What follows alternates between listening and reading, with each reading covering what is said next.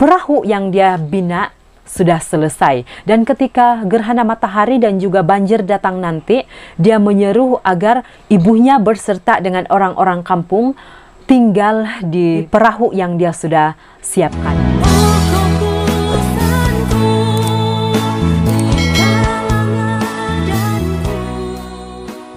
Oke, hello sahabat, bertemu lagi di channel saya Ernestine Official, dan pada kali ini kita akan kembali lagi untuk bercerita tentang legenda rakyat di Sabah khususnya.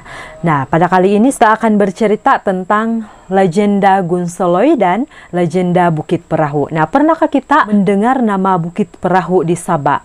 Yang saya tahu mungkin banyakkan tempat, tetapi yang saya ketahui hanya satu tempat yang dinamakan Bukit Perahu. Nah, kenapa dia dinamakan Bukit Perahu? Karena bukit tersebut, saya dengar daripada perbualan orang ramai, bukit itu dikatakan Bukit Perahu karena dia mempunyai postur seperti sebuah perahu. Di manakah Bukit Perahu itu terletak? Dan apakah kaitan Bukit Perahu dan juga Gun Soloy? Bukit Perahu ini terletak di Tamparuli, jarak daripada Pekan Tamparuli ke Bukit Perahu yang saya tahu 1 kilometer. Kalau saya silap, kamu kasih betul. Oke. Di Tamparuli kita seringkali mendengar legenda ataupun kisah tragis tentang Solungkoy, yaitu jembatan Tamparuli. Tetapi hari ini, selain daripada cerita itu, saya akan bercerita juga tentang Gun Soloy dan juga legenda Bukit Perahu. Oke, kita teruskan sahaja untuk bercerita tentang legenda Gun Soloy dan juga legenda Bukit Perahu. Diceritakan pada satu ketika dahulu, di sebuah rumah tinggallah seorang ibu dan seorang anak. Anak itu dinamai Gun Soloy dan nama ibunya tidak dicatatkan siapa namanya. Nah, si Gun Soloy ini seorang pria ataupun dia seorang lelaki yang sangat kacak, sangat tagap. Perwatakan dia sangat baik dan dia seorang yang sangat taat kepada ibunya. Pada waktu itu, tidak dinyatakan pada tahun berapa.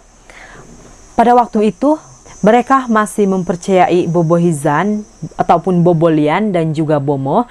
Nah, jadi satu hari bobolian tersebut telah mengumumkan bahwa akan terjadi gerhana matahari dan mungkin akan berlaku satu banjir besar, dan banjir tersebut akan mengakibatkan Tamparuli tenggelam. Nah, apabila si Gun Soloy mendengar pengumuman yang diumumkan oleh bomoh dan juga bobolian tersebut, lalu dia pergi ke bukit untuk mencari pokok besar. Nah, setelah dia berjalan, akhirnya dia menemukan pokok yang besar. Lalu dia menabang pokok tersebut dengan niat dia ingin menjadikan kayu itu sebagai sebuah perahu yang besar, supaya apabila gerhana matahari tiba dan juga banjir datang nanti, dia akan menempatkan ibunya di dalam perahu tersebut bersama dengan orang-orang kampung yang berada di kawasan tersebut pada waktu itu. Nah, apabila kita mendengar Gun Soloy membina sebuah perahu, saya pasti kamu semua terus mengingat cerita tentang Nuh kan? Oke, kita teruskan.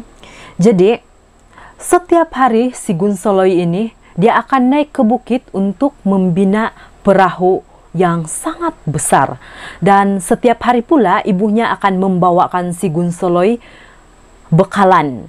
Tetapi apa yang menghairankan si Gun Soloy, apabila ibunya membawakan dia nasi putih, apabila dia sampai di bukit tersebut, nasi dia yang putih itu akan bertukar menjadi warna merah.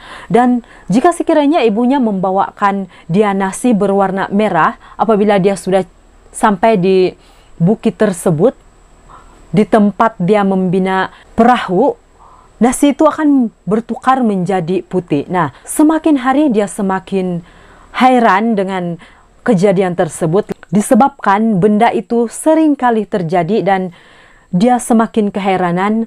Setiap hari pula dia bertanya kepada ibunya, nasi apa yang akan dia bawakan, sama ada nasi warna putih ataupun nasi warna merah. Dia ingin menyelidik apakah sebenarnya punca kenapa bekalan yang dia bawa itu selalu bertukar warna. Jadi satu hari apabila dia sudah sampai di bukit tempat dia membina perahu, dia meletakkan bekalannya dan dia mengintai dari jauh. Dan ketika itu juga dia melihat makanan yang dibawakan oleh ibunya itu telah ditukarkan oleh Putri Bunian. Nah, lalu si Gunsoloi ini dia mulai jatuh cinta kepada Putri Bunian tersebut. Jadi satu hari dia mengambil keputusan untuk camping ataupun dia berkemah di tempat dia membina perahu itu, dan tidak dinyatakan secara jelas di sana macam mana pertemuan dorang. Apa yang pasti dikatakan bahwa mereka telah berkawin. Si Gunsoloi ini dia telah berkawin dengan Putri Bunian. Lalu si Gunsoloi ini pulang ke rumah istri dia, yaitu seorang Bunian. Saya tidak tahu Bunian ini orang ke apa. Si Gunsoloi ini seorang yang sangat taat kepada ibunya. Dia tidak pernah balik di rumah lagi. Nah, setelah sampai hari di mana gerhana matahari dan banjir besar akan berlaku yang telah diramalkan oleh Bobolian dan juga Bomo tersebut, lalu si Gunsoloi ini dia meminta keizinan kepada istrinya untuk pulang ke rumah menemui ibunya. Dia ingin memberitahu bahwa perahu yang dia bina sudah siap. Jika sekiranya gerhana matahari terjadi dan banjir besar berlaku, si Gunsoloi ini mengarahkan ibunya bersama orang-orang kampung untuk pergi ke perahu tersebut. Lalu si Putri Bunian ini mengizinkan suaminya untuk pulang ke rumah ibunya, tetapi dengan satu syarat, dia harus kembali ke Bunian sebelum gerhana matahari itu berakhir. Jadi mendengar syarat si Putri Bunian itu, lalu si Gunsoloi cepat-cepat pulang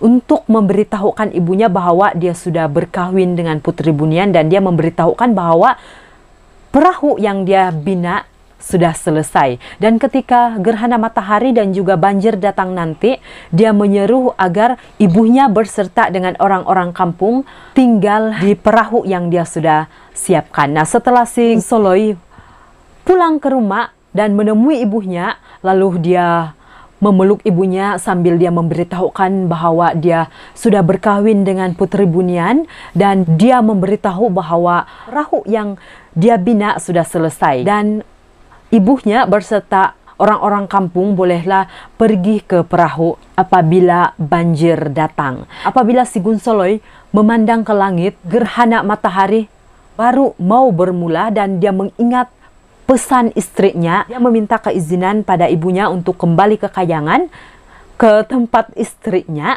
Tetapi disebabkan si ibu itu masih merindui anaknya, dia tidak mengizinkan anaknya pulang. Tetapi si Gunsoloi ini dia bersikeras untuk pulang ke pangkuan istrinya.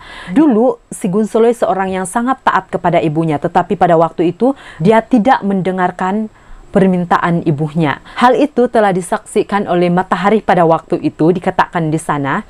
Jadi ketika si Gunsoloi pergi keluar untuk meninggalkan ibunya, si ibu ini meratapi kepergian anaknya. Matahari itu juga turut berduka cita atas apa yang dialami oleh ibu si Gunsoloi. Tidak pasti si matahari ataupun air mata si ibu telah menetes di bumi, dan setiap butir air mata yang jatuh di bumi pada waktu itu lalu bertukar menjadi batu. Peralatan-peralatan yang digunakan untuk membina perahu tersebut juga bertukar menjadi batu, dan sejak dari itu keberadaan si Gunsoloi tidak diketahui lagi, sama ada dia pulang ke Bunian ataupun dia bertukar menjadi batu ataupun macam mana kita tidak tahu. Tetapi sehingga ke saat ini daerah Tamparuli belum ada catatan tenggelam, kalau saya tidak silap lah.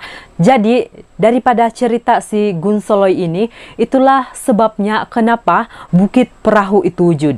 Cerita ini mungkin hanya direka semata-mata ataupun macam mana kita tidak tahu kan macam mana kebenaran dia satu ketika dahulu. Tetapi kita percaya apabila terbentuk sebuah tempat yang agak unik, kita pasti akan berpikir bahwa di sebalik keunikan sebuah tempat itu pasti ada cerita di sebalik. Jika sekiranya kita percaya cerita ini ataupun tidak, itu terpulang daripada kita. Secara pribadi, saya hanya menyampaikan apa yang saya baca di Google. Kita akan bertemu di video akan datang. Itu saja, bye-bye.